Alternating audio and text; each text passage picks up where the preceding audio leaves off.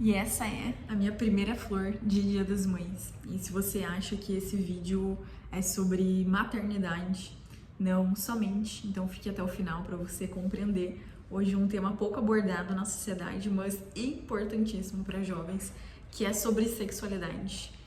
Um tema pouquíssimo falado hoje de forma assertiva, de forma sábia, principalmente para jovens, para adolescentes que estão aí assim na flor da idade, com os hormônios da flor da pele.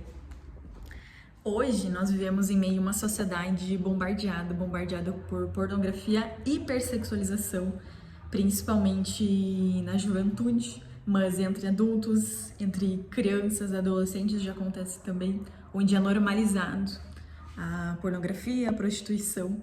E tô aqui para dizer que isso não é normal, não é normal você considerar normal hoje. Você vê pessoas na rua, andando, buscando validação, aprovação, vulgarizando, utilizando roupas, sejam curtas, decotadas.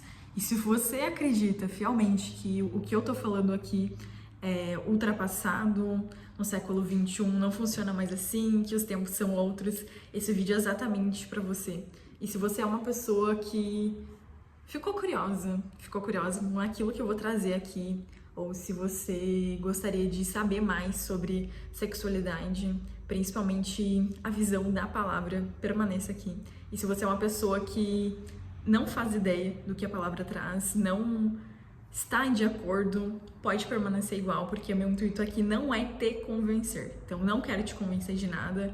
Acredito que você tenha o livre-arbítrio para fazer as suas escolhas, mas fica até o final para compreender, não só de forma espiritual, mas de forma emocional também, o que acontece com uma pessoa, principalmente com a fornicação, que é quando você tem relação sexual fora do casamento. Permaneça aqui para saber mais informações sobre esse assunto também. Esclarecendo sobre a flor, essa é uma flor de Dia das Mães que eu recebi do meu marido, do Lucas, de forma profética, porque eu ainda não estou grávida, eu ainda não sou mãe, mas um dia eu estarei. E porque eu quero trazer também sobre maternidade aqui, embora eu não seja mãe, porque o intuito de Deus não é que a gente tenha medo de ser mãe, e sim que venha na hora certa, no momento certo, e que seja uma bênção, porque filhos são herança do Senhor, são bênção na nossa vida. E quando a gente tem a relação fora do matrimônio, fora do casamento, Deus não aprova.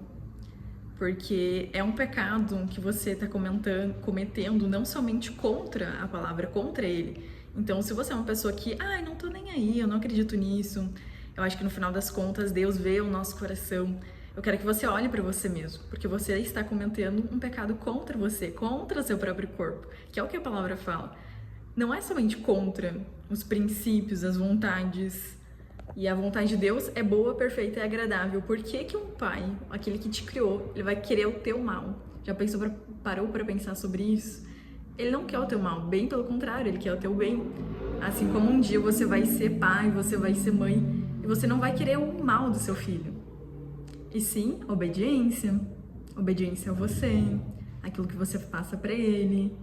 E vai emanar muito amor, né? Você não vai querer o mal do seu filho.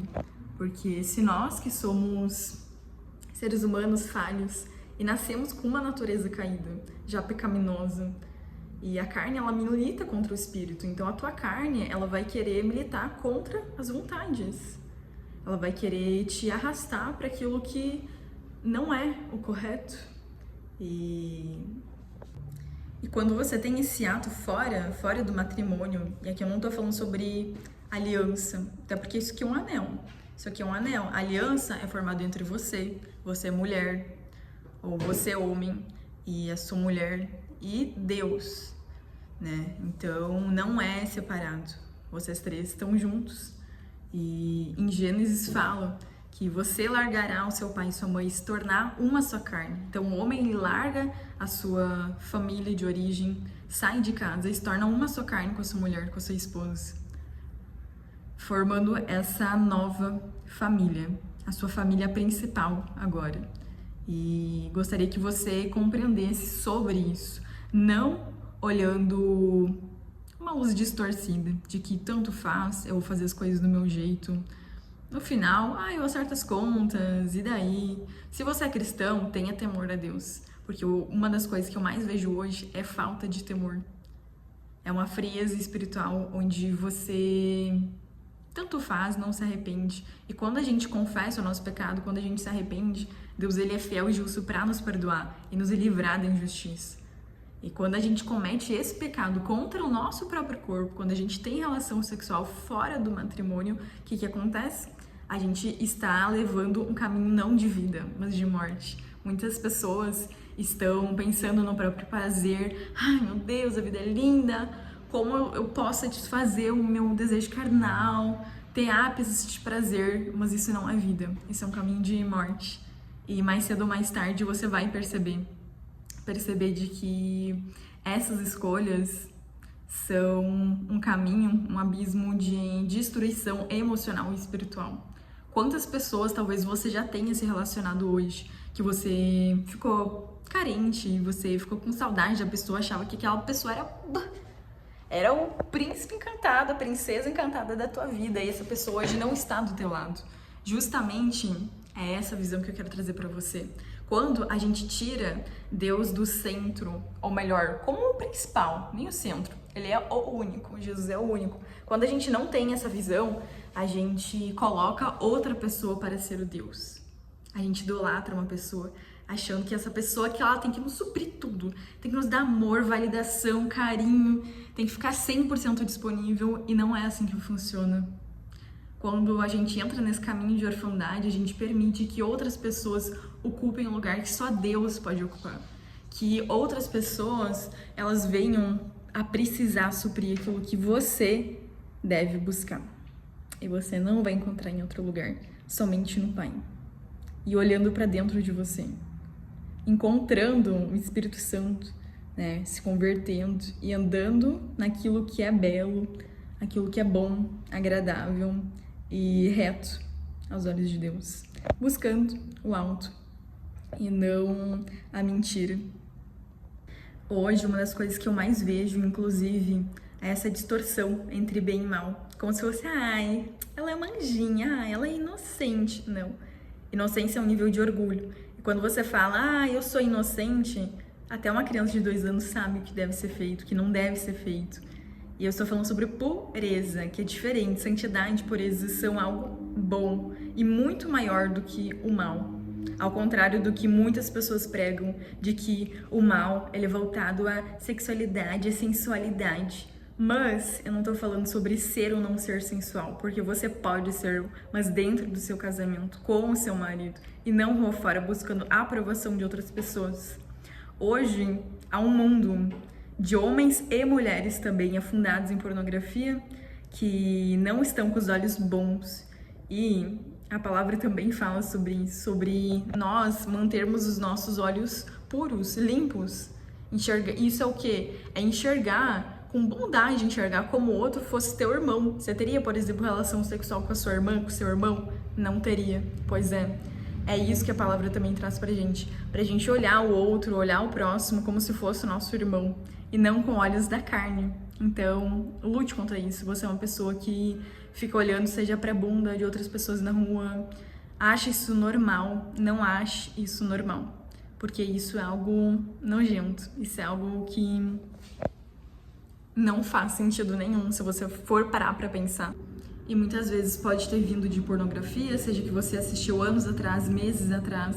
E eu não tô falando somente de vídeos que você pode abrir, mas em sites, por exemplo. Mas também, seja em Reels, seja aqui no YouTube, no Instagram, seja em qual plataforma for. Porque quando a gente não tem essa mentalidade de guardar os nossos olhos, guardar o nosso coração, a nossa vida, a nossa boca para aquilo que o Senhor tem para nós, a gente cai em desertos, cai em tentações, muito mais fácil do que quando a gente está voltado com os olhos àquele que nos criou, aquele que nos ama e tem todo amor e misericórdia, toda honra e glória a Ele.